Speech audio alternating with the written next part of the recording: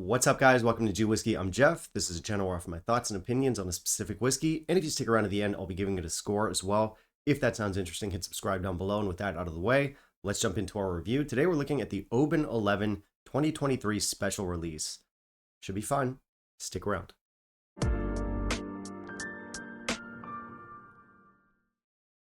All right, so we're doing another Diageo special release. This is the second one that I've looked at recently, and this intro will play out basically the same as every other intro I do for these things. I'm going to bitch about how gimmicky and overpriced these whiskeys are. I'll whine, I'll moan, I'll complain. I'll say this is probably the last year that I'll buy these things.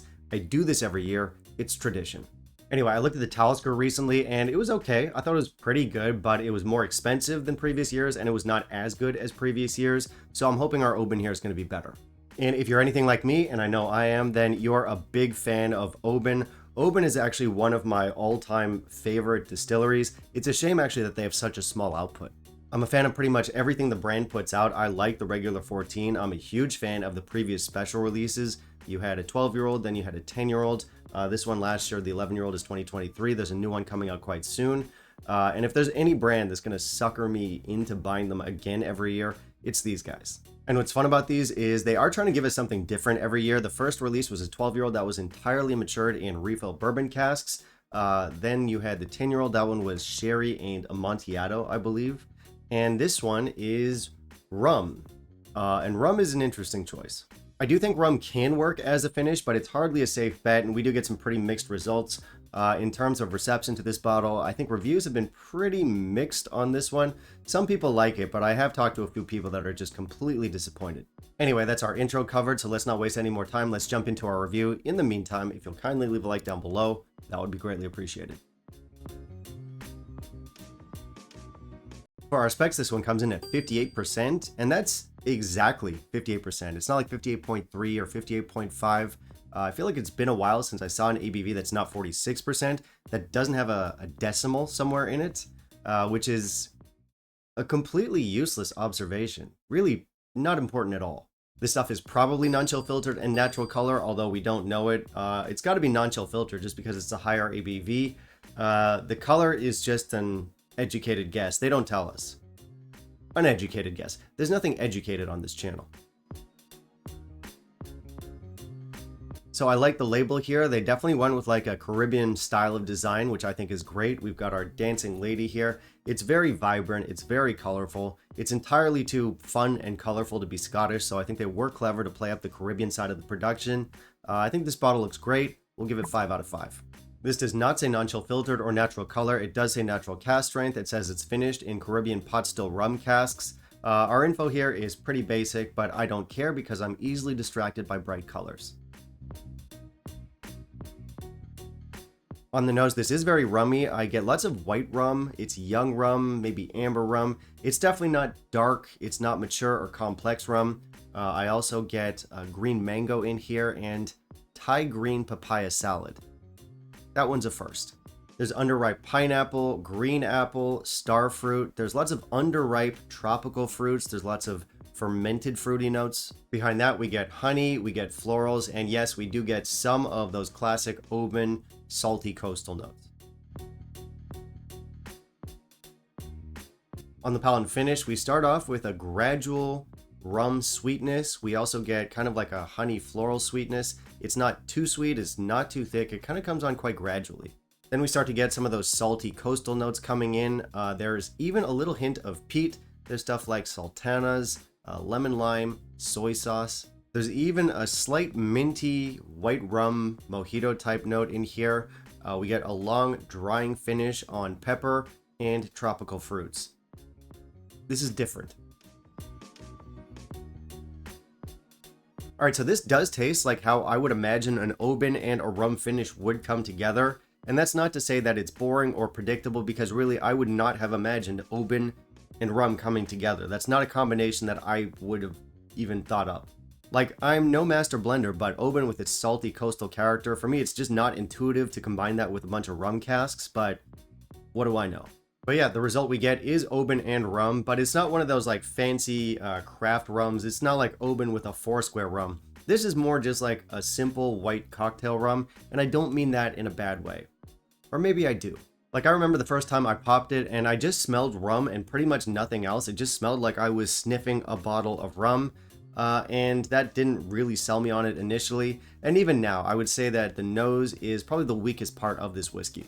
And I'm not saying I don't like rum, I do, but the rum casks being too loud in this whiskey is a complaint that I've heard against this stuff several times. But yeah, the nose in particular is quite rummy. I do think it's a little bit too loud. You can find some Oban on the nose, but you kind of have to dig for it. It's definitely the rum that comes through the most.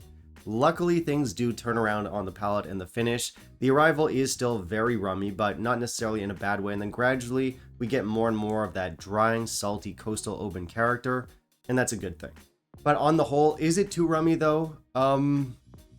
Yeah, I mean, it's a lot. I definitely think it's going to bother a lot of people. Does it bother me? I don't know. I think I can deal with it, but it's not ideal. I do have thoughts. I do think it kind of works, and there's a few reasons for that. First of all, I'll take Oban pretty much any way I can get it, and granted, I am setting the bar pretty low on that one. Second, it is a cask strength whiskey, so it's got wonderful intensity. Again, low bar, hardly the only cask strength whiskey out there. But third, I do think this is one of the better rum finished whiskeys I've had.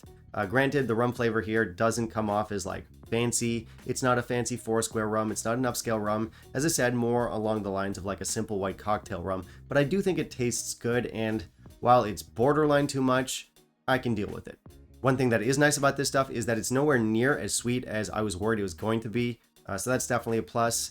But going back, I mentioned that a lot of people complained that this is the weakest special release that we've had from Oban so far. On that, I do agree. Both of the previous releases were undeniably better. They were much more traditional. As I said, the 2021 all refill bourbon, the 2022 we had sherry and Amontillado. So much more of a traditional approach when it comes to cask play. This one is more out there.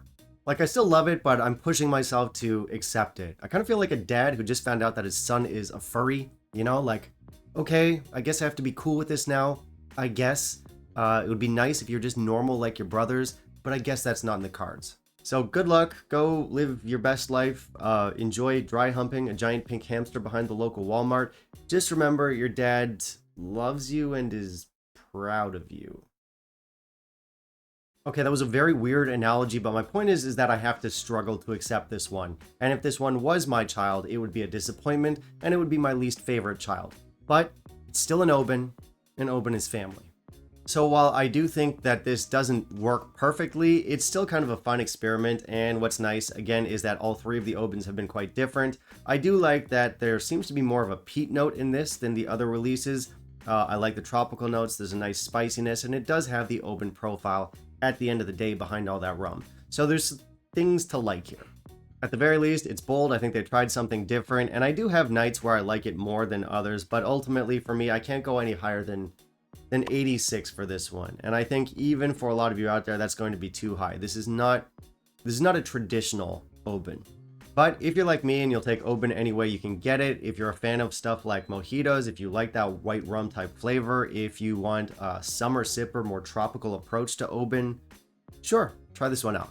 But of course, no conversation about a Diageo special release is complete until we touch on value, and we'll get there in a second. Before we do, I want to give a big thank you to all my patrons and channel members. Guys, thank you so much for all the support. And if you want to help out the channel, there are a number of ways that you can help.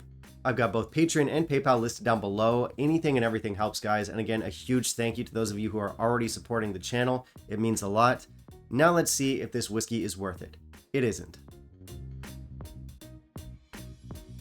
Yeah, no, this is not a good deal. This got more expensive too. I paid $145 for this. It's probably going to be more in most other markets. Taiwan happens to be very cheap. So yeah, $145, roughly 115 pounds. That's not good bang for buck. I don't think it's worth that much money.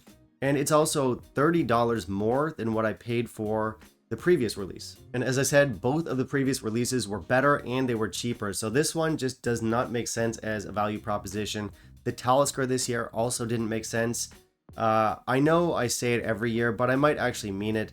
I don't think these Diageo special releases are worth it anymore, and I don't think I'll pick up any of the 2024 releases. I'll see you soon.